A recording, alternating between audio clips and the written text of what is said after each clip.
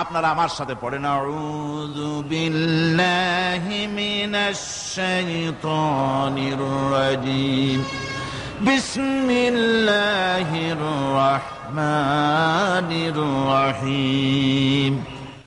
রহমান, তিনি এই কোরআন শিখিয়েছেন, দয়ার সাগর, যার দয়ার কোনো শেষ নাই। সমস্ত দয়ার ভিতরে শ্রেষ্ঠ দয়া হচ্ছে তিনি মানুষকে কোরআন শিখিয়েছেন। সুবহানাল্লাহ ওয়া বিহামদিহি। তিনি আমাদেরকে কোরআন দান করেছেন। কোরআন হচ্ছে জ্ঞানের উৎস। আল্লাহ যে জিনিসটা শিখালেন, এই জিনিসটাই, জ্ঞানটা কার? বোঝেন না কথা? এই জ্ঞানটা কার? আল্লাহ পাকের। আমাদেরকে আল্লাহ পাক জ্ঞান দান করেছেন। জ্ঞান হচ্ছে দুই প্রকার, একটা হচ্ছে ওহীভিত্তিক জ্ঞান, আর একটা হচ্ছে গায়রে ওহীভিত্তিক জ্ঞান।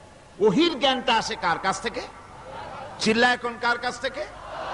আল্লাহর কাছ থেকে আসে ওহীর জ্ঞান। আর মানুষের কাছে যে জ্ঞানটা আছে, এটা হলো তার মন মস্তিষ্ক প্রসূত জ্ঞান। আমাদের কাছে যত জ্ঞান আছে, এই জ্ঞানটাকে আল্লাহ পাক বলেছেন, ওয়ামা উতীতুম মিনাল ইলমি ইল্লা কালিলা। তোমাদেরকে খুব সামান্যতম জ্ঞান দেওয়া হয়েছে, খুবই সামান্যতম জ্ঞান তোমাদেরকে দেওয়া হয়েছে।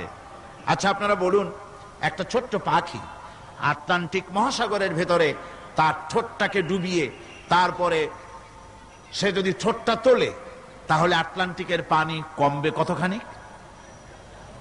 হ্যাঁ, অনেক কমে যাবে নাকি? আটলান্টিক টের পাবে যে কারো একটা ঠোঁট ঢুকছিল এর মধ্যে? টেরও পাবে না। আটলান্টিক মহাসাগরের ভিতরে পাখি তার চঞ্চুটা ঢুকিয়ে দিয়ে যতটুকুন পানি উঠাতে সক্ষম হয় না। ওহীর জ্ঞান বাদ দিয়ে গোটা পৃথিবীতে মানুষের যত জ্ঞান আছে, মানব সৃষ্টির প্রথম দিন থেকে নিয়ে আজ পর্যন্ত, এখান থেকে নিয়ে কিয়ামত পর্যন্ত যত জ্ঞান এসছে এবং যত জ্ঞান হবে মানুষের, সমস্ত জ্ঞান এক জায়গায় করলে আল্লাহ সুবহানাহু ওয়া তাআলার অনন্ত অসীম জ্ঞানের মহাসমুদ্রের ভেতর থেকে পাখি যেমন আটলান্টিক থেকে যতটুকুন পানি উঠাতে পেরেছে, বিশ্বের মানুষ আল্লাহর জ্ঞান থেকে অতটুকুনও তুলতে পারে না।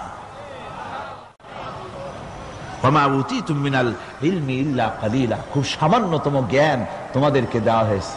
আমি অবাক হই যখন আল্লাহ পাকের কোরআনে কারীমের আয়াত যখন স্টাডি করি, যখন পড়াশোনা করি, মুতালা করি, অবাক হয়ে যাই।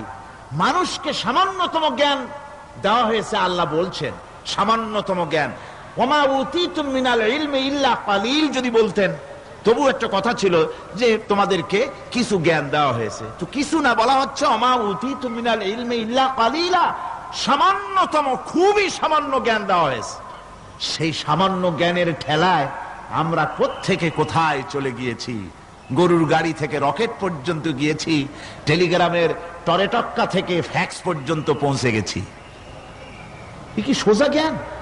এখান থেকে এই মাহফিলের ছবি, নিউজ, ভিউজ এন্ড পিকচার একত্রিত করে ছবি করে আপনি ফ্যাক্সের মেশিনে ঢুকিয়ে দিলেন, কোড নাম্বার টিপি দিলেন, লন্ডন, আমেরিকা, জেদ্দা, বিভিন্ন জায়গায় দিয়ে দিলেন।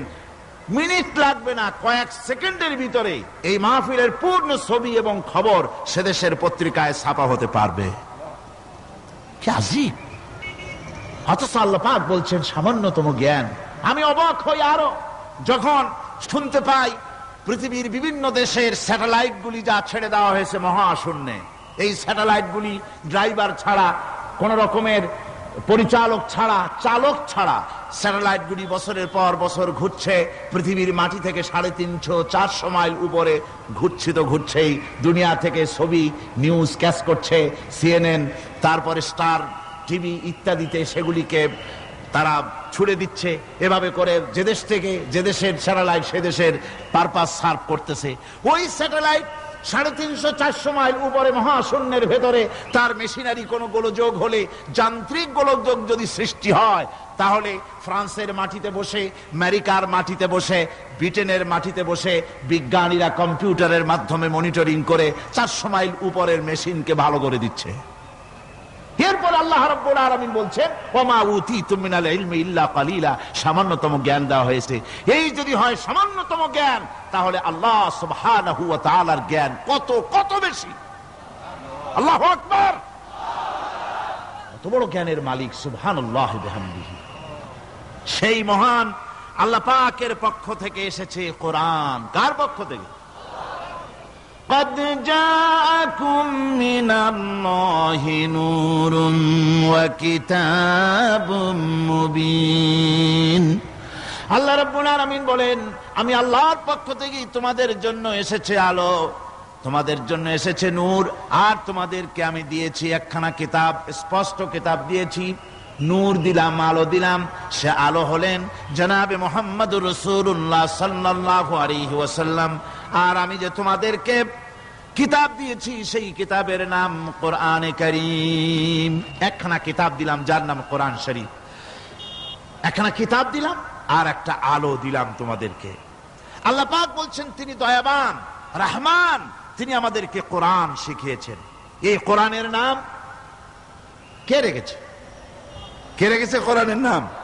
আল্লাহ। নাম শুধু কোরআনের নাম কোরআন নয়, শুধু কোরআনের নাম কোরআন, কোরআনের নাম ফুরকান, কোরআনের নাম হুদা, কোরআনের নাম শিফা তানজিল, কোরআনের নাম কিতাব, কোরআনের নাম জিক্র। অনেকগুলি নাম আল্লাহ নিজেই কোরআনের নাম রেখেছেন। কোরআন এর অর্থ হলো সর্বাধিক পঠিত, সর্বাধিক পঠিতব্য, বহুল পঠিত। কোরআন শরীফ নাজিল হওয়ার আগে এই নাম আল্লাহ পাক দিলেন। আর আজ দেখা গেল পৃথিবীর বুকে কোরআনের চাইতে বেশি পড়া হয়েছে এমন একটা বইয়ের নাম কোন?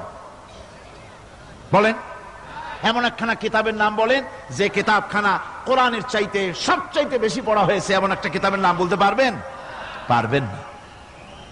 কোরআন সর্বাধিক পঠিত কিতাব। আল্লাহ রাব্বুল আলামিন এই কিতাবকে অবতীর্ণ করেছেন। আলিফ লাম রা কিতাবুন আনজালনাহু ইলাইকা লিতুখরিজান নাসা মিনাজ যুলুমাতি ইলান নূর। আলিফ লাম রা। গোটা পৃথিবীর মানুষের মুখে আল্লাহ রাব্বুল আলামিন তালা লাগিয়ে দিয়েছেন, চ্যালেঞ্জ করেছেন, দুনিয়ার সব বোঝো। কত ভাষাবিদ পৃথিবীতে আছে, আরবি ভাষায় যারা পিএইচডি করেছে, ডিগ্রি করেছে, বড় বড় নাম যারা ভাষাবিদ, তারা বলো, তারা যদি সম্ভব হয় তাহলে তারা বলুক আলিফ লাম রা এর অর্থ কি। আলিফ লাম মিম হা মিম আইন সিন কফ ইয়াসিন তাহা, পারবে কেউ এর অর্থ করতে? ওয়াল্লাহু আ'লামু বিমুরাদি। এর অর্থ কেবলমাত্র আল্লাহ এবং তার বান্দা, যার প্রতি এই কিতাব অবতীর্ণ করা হয়েছে, তিনি বুঝতে পারেন। আল্লাহ পাক বলছেন কিতাবুন আনজালনাহু ইলাইকা, আমি আপনার প্রতি একখানা কিতাব অবতীর্ণ করেছি, লিতুখরিজান নাসা মিনাজ যুলুমাতি ইলান নূর। একখানা কিতাব দিয়েছি, সুবহানাল্লাহি বিহামদি। এমন একখানা কিতাব দিলাম যেই কিতাবের সম্পূর্ণ কিতাবখানা 30 পারা কোরআন শরীফে কিতাব, যার প্রতিটি সূরা কিতাব, যার প্রতিটি আয়াত কিতাব, যার প্রতিটি শব্দ কিতাব, যার প্রতিটি অক্ষর কিতাব। এমন বিশাল কিতাব আল্লাহ রাব্বুল আলামিন আজিম কিতাব দান করলেন। আল্লাহ পাক বলেন এই জন্য দান করেছি যাতে করে আপনি মানব মণ্ডলীকে অন্ধকারের ভিতর থেকে আলোর দিকে নিয়ে আসতে পারেন। এই জন্যই এই কোরআন আমি আপনার প্রতি নাজিল করেছি। কোরআনে কারীম আল্লাহ পাক অবতীর্ণ করেছেন মানুষের কাছে, অর্থাৎ রাসূল করিম সাল্লাল্লাহু আলাইহি ওয়াসাল্লামের কাছে। এক সময় এইভাবে নাজিল হয়নি, 30 পারা কোরআন একসাথে আসেনি। এসছে কিভাবে? ধারাবাহিক ভাবে, আস্তে আস্তে, একটু একটু করে আল্লাহ পাক অবতীর্ণ করেছেন। এই কোরআন আল্লাহ নাজিল করলেন। তিনি বললেন আর রহমান আল্লামাল কোরআন। রহমান, তিনি কোরআন শিক্ষা দিয়েছেন, এমন কোরআন যে কোরআনে কোনো ভুল নাই। জোরে কোন সুবহানাল্লাহ। দেখেন যত রকমের বই মানুষে লেখে, বাংলা, ইংরেজি, উর্দু, ফার্সি, যত রকমের ভাষায় হোক, যত বই লেখা হয়, বইয়ের ভূমিকায় গ্রন্থকার তিনি লেখেন এই বই লিখতে গিয়ে ভুল ভ্রান্তি হয়ে যেতে পারে। যদি কারো চোখে ধরা পড়ে জানিয়ে দিলে পরবর্তী সংস্করণে তা পরিশুদ্ধ করতে বাধ্য থাকিব। এরকম কথা বলে না? না, এরকম বলে যে আমি একখান বই লিখছি, এ বইয়ের মতো নির্ভুল বই আর কেউ লিখতে পারে নাই। এমন বাপের বেটার পৃথিবীতে জন্মাইছে কেউ? কেউ জন্মিয়েছে? কেউ জন্ম।